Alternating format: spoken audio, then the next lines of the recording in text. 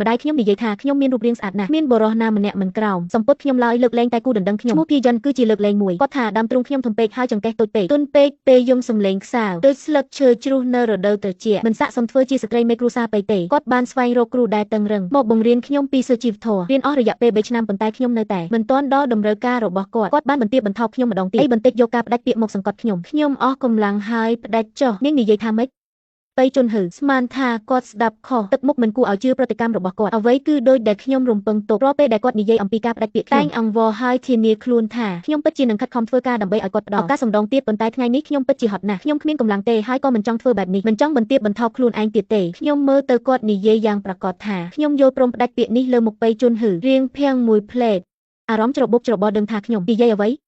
សំឡេងក៏ឡើងត្រជាក់អ្នកណាបង្រៀននាងឈូអ៊ុយមានទៅមាត់អនាគតស្វាមីផង3ឆ្នាំគ្រូបង្រៀនយ៉ាងម៉េចខ្លះរៀនចូលក្នុងពោះឆ្កែហើយប្រហែលជាដោយសារគិតយល់ហើយលែងខ្វល់យាយទៅបើទោះបីខ្ញុំធ្វើអ្វីក៏លោកមិនពេញចិត្តដែរទៅរកអ្នកណាធ្វើប្រពន្ធតែអាចគប់ចិត្តអ្នកបានទៅពួកយើងគ្មានអ្នកគូបកងឬអំណោយភ្ជាប់ពាក្យឡើយក៏មិនដែលចុះហត្ថលេខាលើសម្បត្តិអាពាហ៍ពិពាហ៍ណាមួយឡើយឥឡូវនេះពួកយើងបែកគ្នាទៅវាជួយកាត់បន្ថយភាពរញ៉េញ៉ៃវាសំហេតុផលគ្រប់គ្រាន់រួចទៅហើយដោយសារយើងមិនចុះសម្រុងគ្នាខ្ញុំមិនចង់បង្ខំអ្វីទៀតទេបៃជន់ហឺមានការខឹងសម្បាយ៉ាងខ្លាំងមុខឡើងក្រហមហើយចង្អុលទាំងញ័រខ្លួនខ្ញុំតែងតែគិតថានាងគ្រាន់តែមានចរិតរឹងរូសបង្រៀនវិន័យតឹងរឹងទៅនាងអាចដូចជានៅចឹងសុភាពរៀបសារនិងស្ដាប់មិននឹកស្មានថាដល់ឥឡូវរៀនចេះដមាត់ហើយហ៊ានគំរាមផ្ដាច់ពាក្យរៀបការជាមួយនាងទៅចឹងហេតុអ្វីយើងត្រូវរំខានគ្នាទៅវិញទៅមកមឹងសៀនចិនជាប្អូនជីដូនមួយរបស់គាត់ចាប់តាំងពីនាងបានផ្លាស់មករស់នៅក្នុងគ្រួសារភីប៊ីជុនហឺពេលណាក៏ប្រៀបធៀបនាងទន់ភ្លន់ជាងខ្ញុំដែរគឺជាភរិយាគំរូក្នុងចិត្តរបស់គាត់មិនថាខ្ញុំខំប្រឹងប៉ុណ្ណាទេគាត់មិនដែលពេញចិត្តទេជ្រួញចិញ្ចើមរើសនេះនោះដាក់ខ្ញុំទាំងស្វែងរកគ្រូបង្រៀនខ្ញុំនេះសុទ្ធតែជាគំនិតមឹងសៀនចិនទាំងអស់ខ្ញុំមិនចង់រៀនតតែសោះខ្ញុំមិនដឹងថាប្រយោគនេះប៉ះពាល់អ្វីដល់គាត់ទេប៊ីជុនហឺខឹងទ្រូងរបស់គាត់ញ័រយ៉ាងខ្លាំងដោយកំហឹងគាត់ក្រហមខំថ្មេងកុំបន្ទោសថាខ្ញុំគ្មានមេត្តានេះជាលើកដំបូងដែលខ្ញុំឃើញភីយ៉នគ្រឿងដល់ថ្នាក់នេះ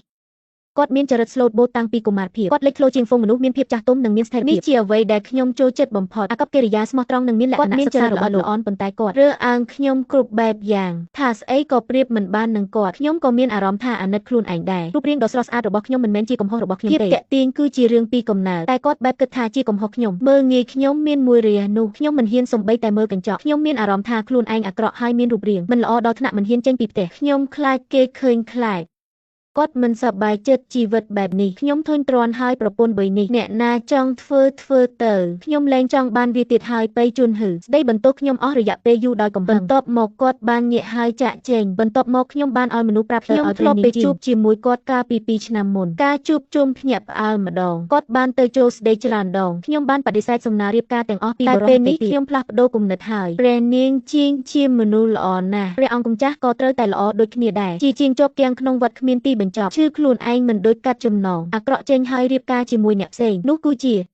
ាព្រះនាងលឿនជាងការរំពឹងទុករបស់ខ្ញុំទី2ក៏ផ្ញើសម្បត្តិកំណត់ព្រះអង្គម្ចាស់មកគ្រួសារទាំងពីរក៏បានផ្លាស់ប្ដូរផងដែរខ្លាចខ្ញុំស្ដាយក្រោយតែព្រះទាយាទកំពុងដឹកនាំកងទ័ពនៅក្រៅដូច្នេះថ្ងៃរៀបការត្រូវរងចាំគាត់ត្រឡប់មកវិញទៅពិភាក្សាអាមេរិកបៃជុនហឺទម្លាក់ចុះហើយចិត្តខ្ញុំអារម្មណ៍ល្អណាស់យកសម្លៀកបំពាក់និងគ្រឿងអលង្ការចាស់មានលក្ខណៈបុរាណធំទាំងអស់នោះទៅបោះចោលទាំងអស់ពីតូចដល់ធំបៃជុនហឺស្អីក៏គ្រប់គ្រងខ្ញុំសូម្បីតែខ្ញុំស្លៀកពាក់ទាំងអស់ត្រូវឆ្លងកាត់គាត់សិនគឺតុបតែងសុទ្ធតែស្ត្រីចំណាស់ទៅចូលចិត្តពាក់ស្នៀតសក់ឈើពីមុនខ្លាចគាត់ខឹងខ្ញុំព្យាយាមផ្គប់ចិត្តគ្រប់រឿងតែស្ត្រីណាដែលមិនស្រឡាញ់ស្អាតឥឡូវនេះខ្ញុំទីបំផុតអាចធ្វើជាខ្លួនឯងម្ដងទៀតបដូរសម្លៀកបំពាក់របស់ខ្ញុំស្លៀករោគពណ៌ផ្កាឈូកស្នៀតប្រារបស់តែម្ដាយទិញប្រហែលយូរពេកហើយមិនដែលឃើញខ្ញុំស្លៀកពាក់បែបនេះអ្នកបម្រើមានការភ្ញាក់ផ្អើលអ្នកនាងពិតជាស្អាតណាស់ខ្ញុំពេញចិត្តខ្ញុំដាក់ខ្លួនឯងនៅក្នុងកញ្ចក់ច្រើនខែហើយនេះជាលើកដំបូងដែលដើរចេញពីសំណាក់ដូចសពមួយដងចឹងខ្ញុំទៅតែចេញមុខប្រសើរភ្នែកស្ញប់ស្ញែងច្រើនមើលមកប្រសើរភ្នែកជាប់នឹងខ្ញុំដូចស្រមោលខ្ញុំធ្វើជាមិនដឹងរហូតដល់ឮសំឡេងត្រជាក់មួយហើយខ្ញុំឈប់ថាឈូអ៊ីងខ្ញុំភ្ញាក់ផ្អើលភ្លេចខ្លួនរករត់ចេញកាលមុនពេលខ្ញុំចេញក្រៅខ្លួនឯងពេលជួបភីយ៉នគាត់ដាក់ទណ្ឌកម្មខ្ញុំឲ្យសរសេរសៀវភៅនាមួយខែដល់ធ្នសក់ម្រាមដៃហាមរត់បានពី3ជំហានទើបខ្ញុំភ្ញាក់មកវិញពួកយើងលែងជាអ្វីមិនមានអ្វីពាក់ព័ន្ធនឹងខ្ញុំទេហេតុអ្វីខ្ញុំត្រូវរត់តែមួយផ្លេតបីជុនហឺបានដើរមករកខ្ញុំរួចហើយឃើញខ្ញុំស្លៀកពាក់បែបនេះខឹងឡើងសរសៃឈាមថ្ងាសលោតពងនាងជាស្ត្រីមិនទាន់រៀបការស្លៀកពាក់ចេញមុខនៅទីសាធារណៈបែបនេះមិនត្រូវក្បួនច្បាច់ត្រឡប់មកទីនេះវិញឥឡូវនេះភ្លាមមឹងសៀនចិនឈរនៅចិត្តពីក្រោយខ្ញុំហ៊ូចិត្តចង្អុលពួកគេឲ្យតែអ្នកទាំង ទាំងពីរប្រុសលីវនិងស្ត្រីនៅលីវតើក្រោយទេតែហាមឃាត់ខ្ញុំមិនឲ្យចេញបៃជួនហ៊ឺនិយាយទាំងមុខត្រង់មើងម៉ាត់ពួកយើងមិនអាចដូចនាងបានខ្ញុំមិនទាន់ហាមាត់សួរផងម៉ងសៀនចិនដូចខ្មាស់អៀនដើរមកមុខពី3ជំហានអុយអ្នកយល់ច្រឡំហើយបងជីដូនមួយបារម្ភពីខ្ញុំម្នាក់ទៅវត្តដុតធូបទៅកំដរខ្ញុំទៅវត្តប៉ុន្តែមិននឹកស្មានថាបានជួបអ្នកនៅទីនេះពេលនិយាយគ្នាមានមនុស្សមើលមកខ្ញុំបៃជួនហ៊ឺដោះអោក្រៅហើយគ្រប់លើកខ្ញុំដើម្បីបិទបាំងរាងកាយដ៏ប្រណិតខ្ញុំបន្ទាប់មកក៏ទាញខ្ញុំមកជិតលែងអស់ចិត្តនៅត្រឡប់មកជាមួយខ្ញុំវិញណារាប់ក្តីឡើងឈឺខ្ញុំក៏មានកំហឹងដែរខ្ញុំបានរុញគាត់ចេញខ្ញុំមិនទៅទេយើងបានផ្ដាច់ពាក្យរួចហើយរឿងរបស់ខ្ញុំលោកមិនបាច់ខ្វល់ទេភ្នែករបស់ម៉ងសៀនចិនរំលេចចេញភាពមិនគាំទ្រអុយបងជីដូនមួយបារម្ភពីអ្នកមិនអាចនិយាយដាក់គាត់ចឹងទង្វើបញ្ច្រាស់គាត់ធ្វើឲ្យគាត់ខឹងសម្បាភីចឹងមិនខ្វល់បំណងប្រាថ្នារបស់ខ្ញុំទាញខ្ញុំឡើងលើទេហើយមិនស្ដាប់ខ្ញុំដកស្នៀតសក់របស់ខ្ញុំជូតក្រែមមុខមាត់របស់ខ្ញុំវាអាក្រក់ណាស់នាងមិនអាចរៀនគោរពច្បាប់ឲ្យបានច្រើនដូចសៀនអូទេភីចឹនជូតខ្លាំងធ្វើឲ្យសក់មុខរបស់ខ្ញុំត្រូវឈឺចាប់សក់ក្រញាស់ដូចជាស្ត្រីឈួតចឹងខ្ញុំខឹងខ្លាំងរហូតដល់យំហូរទឹកភ្នែកក្រោយត្រឡប់ទៅផ្ទះវិញបៃជួនហ៊ឺបានបញ្ជាឲ្យគេបញ្ជូនយកសម្លៀកបំពាក់និងគ្រឿងអលង្ការទាំងមើលរបស់អស់នេះសូម្បីតែម្ដាយក៏មិនពាក់ធ្វើឲ្យខ្ញុំខឹងចង់យកលើងបានឆេះវាទាំងអស់ថ្ងៃបន្ទាប់បៃជួនហ៊ឺបានមកលេងម្ដងទៀតម៉ងសៀនចិនដើរតាមពីក្រោយយ៉ាងប្រកៀកក្រោយគាត់ខ្ញុំងឿងឆ្ងល់មើលទៅគាត់ពើងចង្ការនិយាយត្រជាក់ចាប់ពីថ្ងៃនេះទៅសៀនអូគឺជាគ្រូរបស់នាងគាត់នឹងបង្ហាត់នាងឲ្យចេះលក្ខណៈគ្រប់គ្រាន់ជាស្ត្រីមេផ្ទះខ្ញុំខឹងតបទៅបៃជួនហ៊ឺតើខ្ញុំត្រូវនិយាយប៉ុន្មានដងទៀតជាប់ពាក្យបានលុបចោលហើយអ្នកខ្លងមែនទេនិយាយចប់ភ្លាមខ្យល់បក់បោកយ៉ាងខ្លាំងមកលើមុខរបស់យើងម៉ងសៀនចិនយករំពាត់វាយ៉ាងខ្លាំងលើមាត់ខ្ញុំពីសម័យបុរាណស្ត្រីរៀបការហើយគឺត្រូវតាមតើអ្នកអាចជាមួយបងជីដូនមួយបែបនេះដោយរបៀបណាខ្ញុំត្រូវនាងវាយឡើងគាំងការឈឺចាប់ដ៏មុតស្រួច1 2បូមាត់លាតចេញមិនបានប៉ុន្មានវិនាទីប៉ុណ្ណោះបូមាត់ក៏ហើយវាឈឺចាប់ខ្លាំងណាស់ខ្ញុំស្ទើរតែស្រក់ខ្ញុំខឹងយ៉ាងខ្លាំងឆក់យករំពាត់ចង់វាយទៅវិញតែបានកង់បៃជួនហេចាប់ជាប់គាត់ជ្រួញចិញ្ចាមភ្នែកដូចមើលមនុស្សមិនកើតការសៀនអូនិយាយត្រូវឥឡូវនេះគាត់ជារបស់នាងគ្រូបង្រៀនមានសិទ្ធិមើលគ្រប់គ្រងវិន័យគាត់វាយនាងមែនតែដើម្បីឲ្យនាងល្អនាងមិនអាចតបដៃបានសម្លឹងគាត់មិនដឹងមិនគាត់អាចនិយាយបែបនេះដោយទំនុកចិត្តបាននិយាយទាំងមុខក្រាស់គាត់ស្មានថាគាត់ជានរណាឪពុកម្ដាយខ្ញុំក៏មិនទេមានសិទ្ធិអ្វីមកគ្រប់គ្រងខ្ញុំខឹងខ្លាំងណាស់រហូតដល់ញ័រសាច់ចង្អុលទៅទ្វារចេញឲ្យអស់ចេញពីទីនេះហើយសភាពខ្ញុំបែបនេះភ្នែករបស់បៃជួនហ៊ឺអស់សង្ឃឹមឈូអុយនាងពេលណាខ្លាយទៅជាមិនសមហេតុផលបែបនេះធ្វើដូចជាដើម្បីខ្ញុំចឹងអុយពួកយើងធ្វើនេះសុទ្ធតែដើម្បីឲ្យនាងល្អបើធ្វើឲ្យអ្នកមិនសប្បាយចិត្តខ្ញុំនឹងសូមទោសដើម្បីឲ្យខ្ញុំល្អអ្វីដែលហៅថាល្អគឺមិនខ្វល់ពីគំនិតរបស់គាត់មកលើខ្ញុំយកការបង្រៀនជាលេសធ្វើឲ្យខ្ញុំអាម៉ាស់មុខម្ដងហើយម្ដងទៀតតែហៅថាល្អគឺការសោកប៉ាន់គ្រូមានចេតនាបង្រៀនមិនល្អធ្វើឲ្យខ្ញុំអាប់មុខនៅមុខភីយិនម្ដងហើយម្ដងទៀតទេខ្ញុំធ្លាប់បានប្រាប់ភីយិនរឿងនេះហើយតែគាត់មិនជឿទេស្មានថាខ្ញុំកុហកហើយដាក់ទណ្ឌកម្មខ្ញុំចម្លងសៀវភៅទៀតអ្វីដែលខ្ញុំធ្លាប់ខ្លាចបំផុតគឺខ្លាចគាត់អស់សង្ឃឹមឥឡូវគាត់គិតស្អីគិតទៅខ្ញុំនឹងស៊ូទ្រាំនឹងការជិះចាប់ហើយស្រែកហៅអង្គរៈយកបងប្អូនជីដូនមួយតែគ្មានភាពអៀនខ្មាស់នេះដេញចេញបូមាត់នៅក្រហាយលេបទឹកមាត់ក៏ឈឺចាប់បានពង្រឹងការតាំងចិត្តរបស់ខ្ញុំចង់ចាក់ចេញពីគាត់កាន់តែខ្លាំងនិងធ្ងន់ដូចដែកថែបបូមាត់ខ្ញុំហើមប៉ុន្មានថ្ងៃទៅបាត់បៃជួនហ៊ឺនៅមិនទាន់តែគំនិតគ្រប់គ្រងខ្ញុំបញ្ជូនគ្រូមួយហើយមួយទៀតត្រូវខ្ញុំដេញចេញអស់3ថ្ងៃក្រោយមកព្រះនាងជីងបានផ្ញើសម្បត្តិមួយឲ្យខ្ញុំទើបដឹងថាសៀវឈីយូបានត្រឡប់មកវិញឆ្លៀតឱកាសក្នុងពិធីកាពេ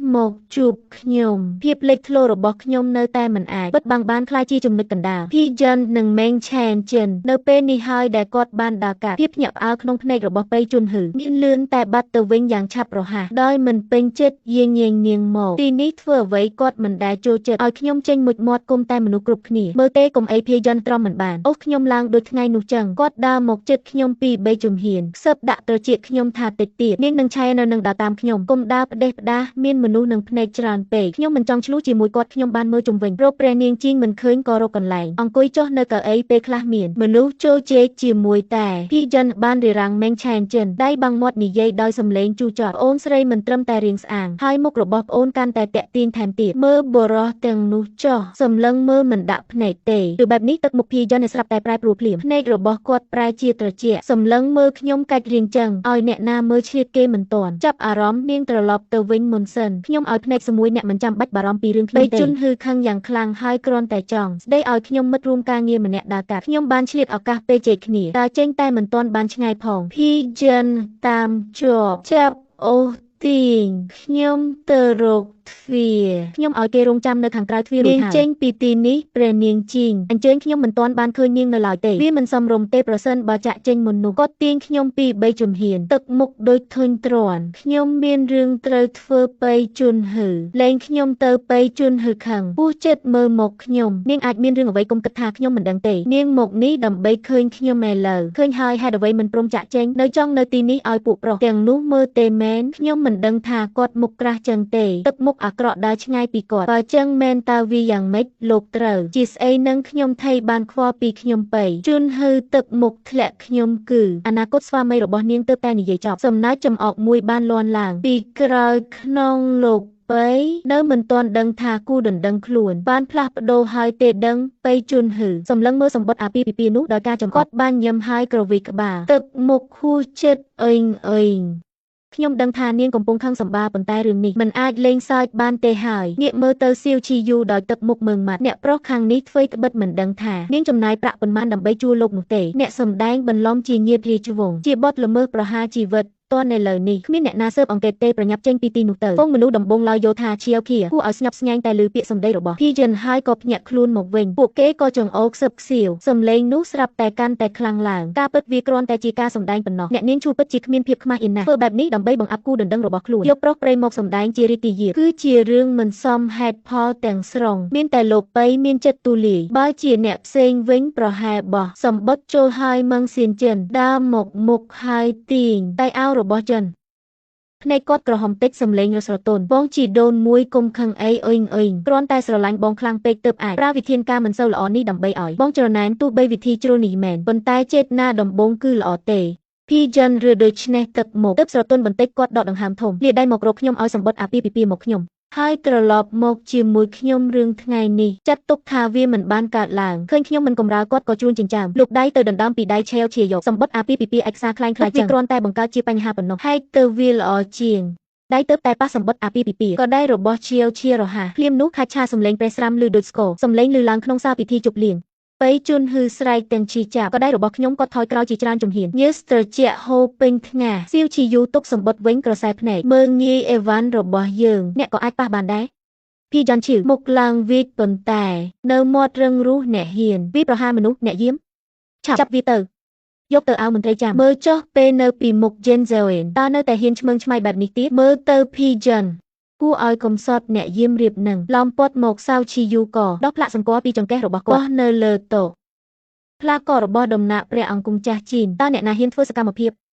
ផ្លាកមានសតរូបលំនាំនាគនៅក្រោមពន្លឺទើបភ្ញាក់ក្នុងសាលស្ងាត់ឈឹងទាំងស្រុងអ្នកទាំងនោះដែលទើបសើចចំអកឲ្យខ្ញុំមិញនៅពេលនេះពួកគេទាំងអស់ហាន់ក្បាលចុះចង់តែរួញទៅតាមស្នាមប្រេះនៅក្នុងដីចិនបានឃើញសញ្ញាសម្គាល់នោះមុខស្លេកស្លាំងគាត់មិនខ្វល់ការជិះចាប់ក្តីបានសម្លក់សម្លឹងមើលផ្លាកនោះភ្នែករបស់គាត់ពោពេញដោយភាពមិនគួរឲ្យជឿទេវាពិតជាព្រះអង្គម្ចាស់រីទីយិតមែនការវិនិច្ឆ័យដ៏មានមោទនភាពរបស់គាត់វាបានคล้ายជារឿងកំ pl ែងតែគាត់កែសម្រួលទឹកមុខយ៉ាងរហ័សប្រែទៅការរំជួលចិត្តទុកសោកនៃការក្បត់គាត់ងាកមកសម្លឹងមើលយ៉ាងមុតស្រួចឈីយាងនាងឡើងទ្រនងខ្ពស់ពីពេលណាចឹងបានជានាងចង់ផ្ដាច់ការភ្ជាប់ពាក្យនេះការពិតបានរកឃើញអ្នកផ្សេងហើយតើដើម្បីទ្រព្យសម្បត្តិនិងសេរីរុងរឿងនាងមិនមានសំបីតែភាពអៀនខ្មាស់បែបនេះធ្វើទៅបានដែរក្រសែភ្នែកមនុស្សនៅជុំវិញបានផ្លាស់ប្ដូរម្ដងទៀតពួកគេសម្លឹងមើលខ្ញុំពោពេញដោយការមើលងាយម៉ងសៀនចិនធ្វើដូចភ្ញាក់ឲ្យយកដៃខ្ទប់មាត់រួចបន្ថែមឬមួយក៏លើកមុននាងពេលយប់មិនត្រឡប់មកផ្ទះវិញគឺទៅជួបព្រះអង្គម្ចាស់រីទីយាតអូព្រះឲ្យពេលនោះពួកបងមិនទាន់ផ្ដាច់ពាក្យទេយីងមិនក៏នាងគាត់មិនទាន់ចប់តែអត្ថន័យគឺច្បាស់រួចទៅហើយគាត់កំពុងប្រឌិតរឿងអាស្រូវចង់ថាឲ្យខ្ញុំអំឡុងពេលភ្ជាប់ពាក្យបែរជាលួចនៅជាមួយឈៀវឃីហើយថែមទាំងមានកូនទៀតបៃជន់ហឺបានស្ដាប់ពាក្យទាំងនេះទឹកមុខកាន់តែអាក្រក់មើលគាត់ចង្អុលមកខ្ញុំរាមដៃគាត់ញ័រមុខក្រពោពេញដោយការខកចិត្តនិងការស្អប់ខ្ញុំតែគិតថាអ្នកគ្រាន់តែរឹងបន្តិចប៉ុណ្ណោះមិននឹកស្មានថានាងបន្ថោកខ្លួនបែបនេះនាងគ្មានភាពខ្មាស់អៀនទេហេតុអ្វីនៅបន្តនៅជាមួយខ្ញុំឃើញខ្ញុំដើម្បីនាងរត់ទៅមកនាងបានចិត្តម្លេះខ្ញុំមិនតបផងឈៀវឃីធ្វើចុះណាស់ហើយគាត់មិនបានខ្ជះខ្ជាយពាក្យសម្ដីទេបញ្ជាអ្នកបំរើឲ្យទះមាត់អ្នកបំរើស្រីមានមុំ2នាក់បានប្រញាប់ទៅចាប់ម៉ងសៀនចិនទាំងឆ្វេងស្ដាំផាច់ សំឡេងបន្លឺឡើងពេញសាមឹងសៀនចិនគាត់ត្រូវបានគេវាយដល់មាត់ហូរឈាមសក់ខ្ចាត់ខ្ចាយសំឡេងស្រែកបន្លឺឡើងពេជន់ហ៊ឺចង់ខាត់គាត់ប៉ុន្តែមើលក្រសែភ្នែកសៀវខៀលោកប៉ៃប្រសិនបើលោកថែមមួយមាត់ទៀតថាយើងមិនប្រកាន់ឲ្យគេវាយទាំងលោកទេថ្ពាល់របស់មឹងសៀនចិនឡើងហាមក្រហមនាងយំនៅលើដេប៉ៃជន់ហ៊ឺជឿចាប់អាណិតខ្លាំងណាស់តែខ្លាចអំណាចសៀវខៀមិនហ៊ានទៅមុខគាត់បានដកដង្ហើមវែងបន្ទាបសំឡេងនិយាយមកខ្ញុំថាឈូយីងបើនាងទៅជាមួយគាត់ថ្ងៃនេះថ្ងៃក្រោយទ្វារគ្រួសារភីកុំគិតចង់ចូលអីគេឈ្មោះរបស់អ្នកនឹងខូចហើយក្រៅពីខ្ញុំគ្មានអ្នកណាផ្សេងយកនាងទេឲ្យតែនាងលុតជង្គង់សុំទោស Channel High Spot ថាឈប់ជួបគាត់ខ្ញុំសុខចិត្តទុកថាណេះនៅពេលនេះហើយគាត់នៅគិតចឹងទៀតនៅតែប្រើវិធីសាស្ត្រមកគៀបខ្ញុំទៀតស្មានតែខ្ញុំខ្លាចដើម្បីគេឈ្មោះឲ្យតាមគាត់ខ្ញុំមើលទៅមុខដល់คล้ายគាត់ចង់បានតែចឹងផងខ្ញុំនិយាយដោយត្រជាក់និយាយរួចខ្ញុំងាកចេញបីជន់ហ៊ឺនឹកស្មានមិនដល់ថាខ្ញុំនឹងបដិសេធយ៉ាងម៉ឺងម៉ាត់មុខរបស់គាត់ប្រែខៀវបាននាងសឹកចិត្តធ្លាក់ចូលភក់កុំបន្ទោសខ្ញុំថាគ្មានចិត្តអាណិតអាសូរពេលនោះព្រះនាងជីនបានដឹកនាំក្រុមស្ត្រីអភិជនមួយក្រុមធំពួកគាត់ដើរចូលមកមើលទៅភីយ៉ិនផងគាត់ដើរមករកខ្ញុំដោយតែម្ដងគាត់ចាប់ដៃខ្ញុំនេះគឺជាយីងពិតជាស្រស់ស្អាតមែនមនុស្សខ្លះមានភ្នែកតែគ្មានប្រស្រីគុជខ្សងច្រឡំជាមួយឈើអែមមកពីគេគ្មានសំណាងដំណាក់យើងមិនដូចគ្រួសារតូចមួយចំនួនទេមានច្បាប់ទម្លាប់ច្រើនសង្កត់មនុស្សពាក្យសម្ដីរបស់ព្រះនាងជីនធ្វើឲ្យភីយ៉ិនមុខម្ដងក្រហមម្ដងក្រុមស្ត្រីអភិជនដែលនៅជុំវិញបានបន្តហើយសរសើរខ្ញុំដូចជាគុជមានតម្លៃភីគាត់ឈរនៅម្ខាងមុខរបស់គាត់ម្ដងបៃតងម្ដងស្ទើរបានហ្វូងមនុស្សមិនអើពើប៉ុន្តែនៅក្នុងភ្នែកគាត់កាន់តែរឹងមាំឡើងគិតថាគាត់មិនបានខុសទេគ្រាន់តែបែរជាគិតថាខ្ញុំបានខុបខិតជាមួយអ្នកក្រៅមើលងាយគាត់សម្លឹងមើលរូបរាងនៃការចាក់ចែងរបស់ខ្ញុំនិងព្រះអង្គម្ចាស់ជីនគាត់ក្តាប់កណ្ដាប់ដៃយ៉ាងណែនញាក់ទៅមើលម៉ងសៀនចិននៅតែនៅទីនោះដដែលតែកំពុងយំដកដង្ហើមនិយាយទាំងសំឡេងត្រជាក់ឈប់យំទៅសូមជំនួយពីលោកស្រីខ្ញុំមិនជឿថាមនុស្សដែលមិនគោរពមនុស្សចាស់ស្ត្រីដែលចិត្តរាយមាយតើដំណាក់ព្រះអង្គម្ចាស់ជីនពិតជាហ៊ានដណ្ដឹងមែននៅព្រឹកបន្ទាប់ភីយ៉ិនពួកគេមកដល់មាត់ទ្វារជាមួយនឹងអំណោយដ៏ច្រើនគាត់នៅមាត់ទ្វាររៀបចំលុតជង្គង់រួចសូមឲ្យអ្នកយាមទ្វារទៅប្រាប់អ្នកខាងក្នុងថាក្មួយប្រុសភីយ៉ិនមកសុំទោសលោកពូជាពិសេសពេលមុនក្មួយបង្រៀនវិន័យមិនបានល្អធ្វើឲ្យយីងខឹងសម្បាថ្ងៃនេះបានមកទទួលនាងជាពិសេសឪពុកម្ដាយខ្ញុំស្អប់ខ្ពើមគាត់តាំងពីយូរហើយពួកគាត់ឲ្យគេបិទទ្វារភីយ៉ិនក៏មិនខឹងរៀបចំខ្លួនរួចរាល់ហើយបន្ទាប់មកគាត់បានលុតជង្គង់នៅមាត់ទ្វារចំពេលព្រឹកព្រលឹមផ្លូវពោពេញដោយមនុស្សម្នាគាត់លុតជង្គង់ចឹងបានតាក់ទាញចំណាប់អារម្មណ៍ភ្លាមហុំព័ទ្ធដោយអ្នកទស្សនារាប់មិនអស់រូបរាងគាត់សង្ហាគួរសមពេលលុតជង្គង់លើដីក៏បានការអាណិតពីអ្នកតាមផ្លូវយ៉ាងឆាប់រហ័សលោកពេលនេះពិតស្នេហ៍ស្មោះមែនដើម្បីសុំការអភ័យទោសសុខចិត្តនៅតាមផ្លូវលុតជង្គង់មែនហើយអ្នកនាងឈីនោះពិតជាគ្មានបេះដូងមែនវាគ្រាន់តែការឆ្លុះប្រកែកគ្នារបស់គូស្នេហ៍ចាំបាច់ដល់ថ្នាក់នេះខ្ញុំមើលថាអ្នកនាងបានឡើងត្រនងខ្ពស់តើនេះបោះបង់ចោលអ្នកចាស់ហើយការគាំទ្រផ្អៀងទៅខាងភីយ៉ិនម៉េងឈៀនဂျិននៅក្នុងហ្វូងមនុស្សកាន់កន្សែងដៃជូតទឹកភ្នែកចេញសម្លេងស្រទន់ដែរគ្រប់គ្រាន់សម្រាប់មនុស្សជុំវិញស្តាប់ពឺបងជីដូនមួយសុទ្ធតែដើម្បីឲ្យបងស្រីល្អបងស្រីមេឃក៏ចិត្តដាច់ម្លេះទោះបីជាឋានៈគ្រួសារភីមិនខ្ពស់ដំណាក់ព្រះអង្គម្ចាស់មែនប៉ុន្តែបងជីដូនមួយចិត្តស្មោះតែមួយជាមួយចំពោះបងស្រីសម្ដីនេះបានបញ្ជាក់បន្ថែមទៀតថាខ្ញុំប្រកាន់អ្នកក៏នឹងស្រឡាញ់អ្នកមានខ្ញុំនៅខាងក្នុងស្ដាប់សម្លេងជេររមៀតពីខាងក្រៅធ្វើឲ្យខ្ញុំញ័រខ្លួនដោយកំហឹងខ្ញុំយល់នាងកំពុងប្រាំទេសាធារណៈដើម្បីខ្ញុំគ្រាន់តែចង់ឈ្នះយកកេរ្តិ៍នាងមកវិញខ្ញុំក្តាប់កណ្ដាប់ដៃខ្ញុំយ៉ាងណែនហៀបនឹងទៅបកស្រាយជាមួយនាងពេលនោះមានស្រមោលបានលោតចុះពីលើជញ្ជាំងសៀវឈីយូបានចុះពីមុខខ្ញុំគាត់ផ្ទះធូលីដេកចេញពីរាងកាយរបស់គាត់សម្លឹងមើលភ្នែកឡើងក្រហមរបស់ខ្ញុំក្នុងភ្នែកពោពេញដោយអាណិតស្រឡាញ់កុំខ្លាចអីខ្ញុំមកហើយជួបមនុស្សអាក្រក់ចឹងនិយាយហេតុផលវាគ្មានប្រយោជន៍ទេគាត់ដែរចិត្តខ្ញុំលូកដៃជួយរៀបចំសក់ដែលរញ៉េញ៉ៃបន្តិចឲ្យខ្ញុំចង់ឃើញគេឈ្មោះគេត្រូវបំផ្លាញទេខ្ញុំងក់ក្បាលភ្នែកខ្ញុំពោពេញដោយការស្អប់សៀវឈីយូញឹមប៉ុន្តែស្នាមញឹមនោះមិនបានទៅដល់ភ្នែករបស់គាត់ទេឲ្យខ្ញុំចុះសៀវឈីយូស្នាលរកបញ្ជាឲ្យមនុស្ស VIP ចិនខ្ញុំក្រវីក្បាលបន្តិចមានរឿងខ្លះខ្ញុំត្រូវតែដោះស្រាយដោយខ្លួនឯងបើមិនដូច្នោះទេគាត់នឹងតែងតែមានការឥតឈប់ឈរឲ្យគេបើកទ្វារខ្ញុំបានចេញទៅក្រៅភីយ៉ិនឃើញខ្ញុំចេញមកក៏ក្រោកឈរឡើងពីដីភ្លាមជង្គង់របស់គាត់ប្រឡាក់ពេញធូលីដីប៉ុន្តែមើលទៅមិនកំសត់គាត់ប្រៀបដូចទទួលបានជ័យជំនះចឹងលែងឆ្អែតនៅត្រឡប់ទៅវិញជាមួយខ្ញុំភាពមិនសមហេតុផលពីមុនខ្ញុំនឹងមិនប្រកាន់នាងទេក៏មិនខ្វល់ពីពាក្យចាំអារាមនាងនឹងព្រះអង្គចាស់តែនាងថ្ងៃក្រោយគោរពកាត់ប្រកិច្ចរបស់នាងស្ត្រីមេផ្ទះគ្រួសារភីតំណែងនេះនៅតែជារបស់អ្នកសម្លេងរបស់គាត់ពោពេញដោយចិត្តសន្តោសខ្ញុំមើលគាត់ទៅគួរឲ្យអស់សំណាច់ប៉ុណ្ណោះ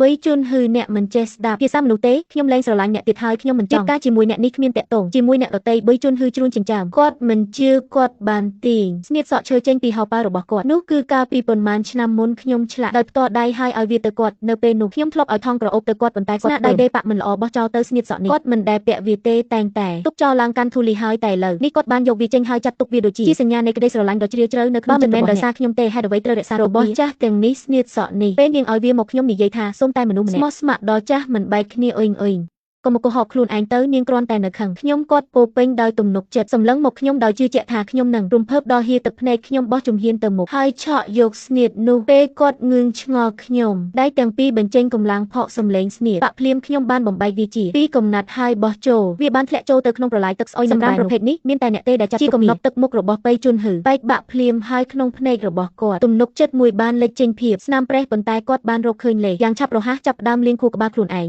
នាងពិតជាបានបំផ្លាញវត្ថុប្រចាំស្នេហ៍នាងប្រកាសជាស្រឡាញ់ខ្ញុំស្រឡាញ់ខ្លាំងពេកហើយដូច្នេះហើយស្នេហ៍ប្រែคล้ายទៅជាស្អប់យីងនាងកំពុងបង្ក្រាបសេចក្តីស្រឡាញ់របស់នាងហើយវានឹងធ្វើឲ្យនាងឈឺចាប់ខ្ញុំសម្លឹងមើលភាពរំភើបតែខ្លួនឯងរបស់គាត់មានតែអារម្មណ៍ស្អប់ខ្ពើមពិភពលោកនេះមិនអាចមានបរិះអីគិតតែខ្លួនឯងយ៉ាងដូចម្ដេច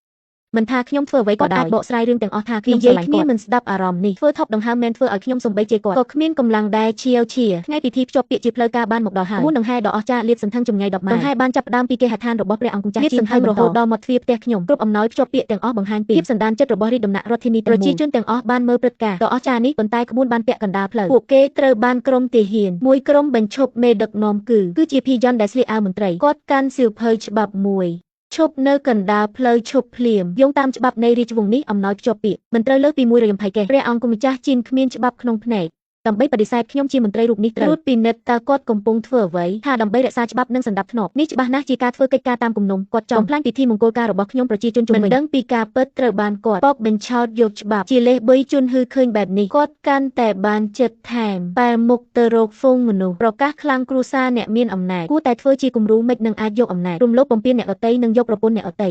ខ្ញុំនិងកញ្ញាឈូបានភ្ជាប់ពាក្យមុនហើយព្រះទីយាបមិនត្រឹមតែដណ្ដើមយកស្នេហានៅធ្វើពិធីធំយ៉ាងនេះពិតជាមិនសមរម្យទេក្នុងពេលជាមួយគ្នានេះមើងស៊ីនចិននៅក្នុងហ្វូងមនុស្សចាប់ផ្ដើមរាយពាក្យចាមអារាមក្នុងចំណោមហ្វូងមនុស្សតើអ្នកធ្លាប់ឬពាក្យចាមអារាមទេអ្នកនាងឈូមានកូនជាមួយលោកភីនៅក្នុងពូរួចហើយហេតុអ្វីនាងនៅតែរៀបការជាមួយព្រះអង្គម្ចាស់ប្រកាសជាស្អប់ខ្ពើមចំពោះភាពក្រីក្ររបស់គ្រួសារស្វែងរកអ្នកបិទបាំងនឹងណាត្រូវរៀបការបាំងរឿងអាស្រូវពាក្យចាមអារាមរីករាលដាលលឿនភ្លាមនោះអ្នកទាំងអស់គ្នាមើលក្បួនដង្ហែភ្ជាប់ពាក្យផ្ដោអត្ថន័យភ្លាមហើយឆែវជីយូជីនៅលើសេះខ្ពស់មើលពីខាងលើចុះក្រោមមើលទៅជន់ហឺស្ដាប់គេជុំវិញក្រសែភ្នែកលាក់បាំងមិនបានមានចិត្តនីឃាតកម្មសំឡេងរបស់ជាវខៀគ្មានភាពកក់ក្ដៅបន្តិចក្បួនភ្ជាប់ពាក្យយើងក៏ឯងហ៊ានបញ្ឈប់ភីយ៉នតើអ្នកគិតថារបស់អ្នករឹងជាងដាវរបស់ខ្ញុំមែនទេលំពេងដាវវែងចេញពីស្រោមចង្អុលទៅបំពង់ភីយ៉ិនគំលាតសតែបន្តិចភីយ៉ិនមានអារម្មណ៍ត្រជាក់ពីចុងដាវបំពង់ករមៀលបន្តិចប៉ុន្តែគាត់ប្រកាសចិត្តសៀវជីយូមិនហ៊ានសម្លាប់មន្ត្រីនៅតាមផ្លូវទេគាត់បានតម្រង់របស់គាត់ហើយធ្វើជារៀបខ្លួនទទួលក្តីស្លាប់ទោះបីជាខ្ញុំបៃឈាមហូរនៅទីនេះថ្ងៃនេះក៏ដោយ